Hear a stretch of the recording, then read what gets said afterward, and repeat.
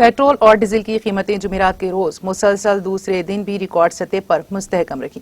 मुल्क की मारूफ oil marketing company Indian Oil Corporation के मुताबिक दिल्ली में आज पेट्रोल की कीमत 98.81 और डीजल की कीमत 89 रुपए 18 पैसे फी लीटर पर आला सतह पर बरकरार रही।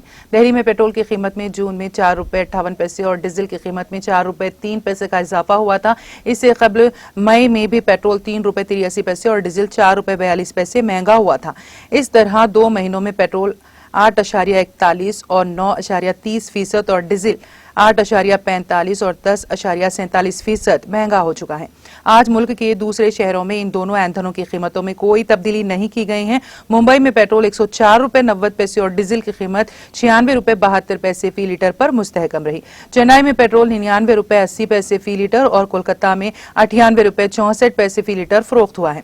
चेन्नई में 1 लीटर डीजल की कीमत 93 रुपए 72 पैसे और कोलकाता में 92 रुपए 3 पैसे फी लीटर रही। पेट्रोल और डीजल की कीमतों का रोजाना जायजा लिया जाता है और इसी बिना पर रोजाना सुबह 6 बजे से नई कीमतों पर अमल दरामद होता है।